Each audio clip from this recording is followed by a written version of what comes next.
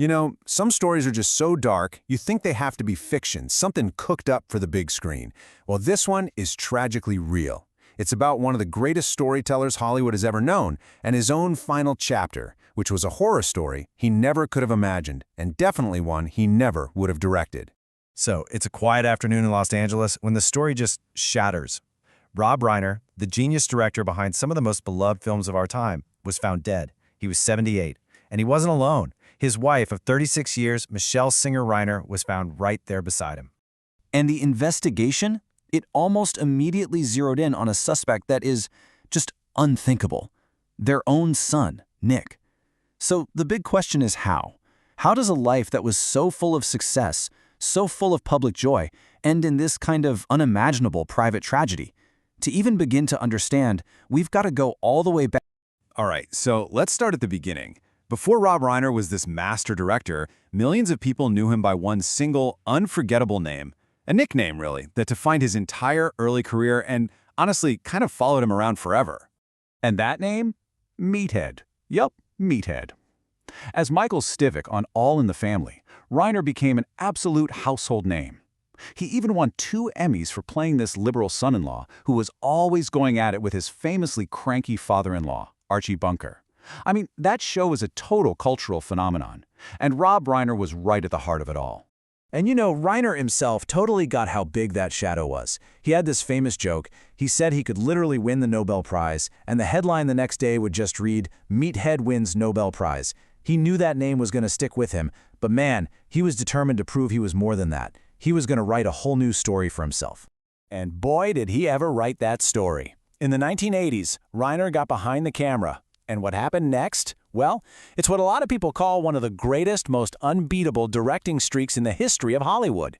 The run of films he was about to drop was, and I mean this, legendary. Okay, just look at this list. Seriously, this is Spinal Tap, a mockumentary that basically invented the genre. Stand By Me, the perfect coming-of-age story. The Princess Bride, an iconic fantasy adventure. Then, When Harry Met Sally, maybe the best rom-com ever made. Misery, a thriller that will terrify you. And A Few Good Men, an Oscar-nominated courtroom drama for the ages. It's just insane. In less than 10 years, he wasn't just making movies. He was creating cultural landmarks that we still talk about today. But here's the thing. It wasn't just about what he directed. He co-founded his own studio, Castle Rock Entertainment. And this place, it wasn't just producing his own movies. We're talking about timeless classics like The Shawshank Redemption, The Green Mile, and a little TV show you might have heard of called Seinfeld. So yeah, Rob Reiner wasn't just a director. He was a real Hollywood power player. But you see, while his public life looked like this nonstop highlight reel of incredible success, behind closed doors, something else was going on. A really devastating family drama was unfolding. And this is where the story takes a very painful turn. So back in 1989, right when Harry Met Sally was huge, Reiner married a photographer named Michele Singer. They settled down, built a family, and had 3 kids. Jake, Nick, and Romy, who all grew up right in the middle of the Hollywood scene. And this really gets to the heart of the conflict in Reiner's life. Think about it. On one side, you have all the public success you could ever dream of. Oscar nominations, his movies being honored, a star on the Hollywood Walk of Fame. But on the other side, there was this private, heartbreaking struggle. Their son Nick's battle with drug addiction, a fight that reportedly started when he was only 14 years old. It led to years and years of him being in and out of rehab. And this family pain, it wasn't a total secret. In 2015, Rob and his son Nick actually worked together on a movie called Being Charlie. It was a semi-autobiographical film, co-written by Nick, that took a really raw look at his own fight with addiction. You know, it was like they were trying to use art to face the demons that were haunting their family. But as we now know, tragically, the final chapter of their story was going to be so much darker than anything they could put on screen. And that brings us back to where we started, that terrible weekend in December of 2025. The perfect public image of a Hollywood legend was about to be absolutely shattered by a crime that just feels impossible to understand. Okay, so let's set the scene. It's the night before everything went wrong. Rob and his son Nick are at a holiday party together, one hosted by Conan O'Brien. It should have been a festive night, right? But it reportedly turned into the backdrop for one last fateful confrontation between them.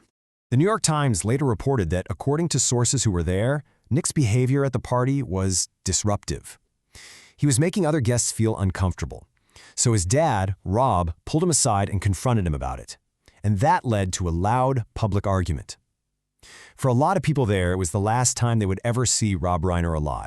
The very next day, a medical aid call came from the Reiner home.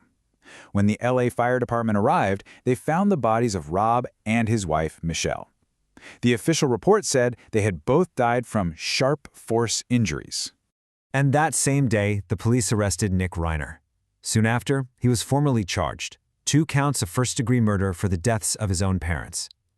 The family's long private struggle had just exploded into the most public, most horrific tragedy you can possibly imagine.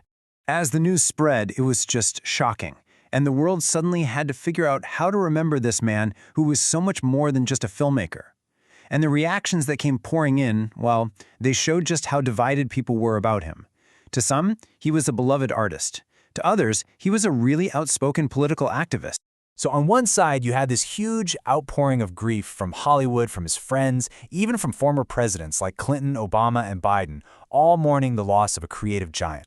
But then, on the other side, a totally different take. Former President Donald Trump went on Truth Social and posted a statement that seemed to mock Reiner's death, saying it was because of the anger he caused others. So, where does that leave us? How do you even begin to sum up a legacy this complex? I mean, think about it.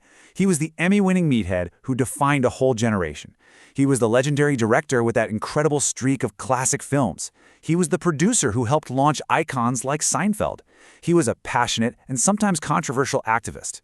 And in the end, he was a father at the center of this completely unthinkable family tragedy.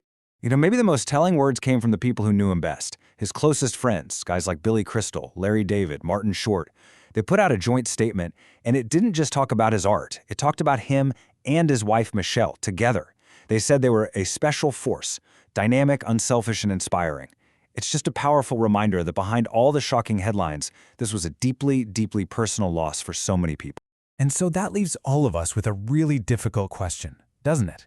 How are we supposed to remember a life that gave us so much creativity, so much public joy, when its ending is defined by such an unthinkable private horror? When a legacy built on laughter and romance and the magic of movies is now forever stained by a real-life tragedy, what's the story we're left with? There's just no easy answer to that one.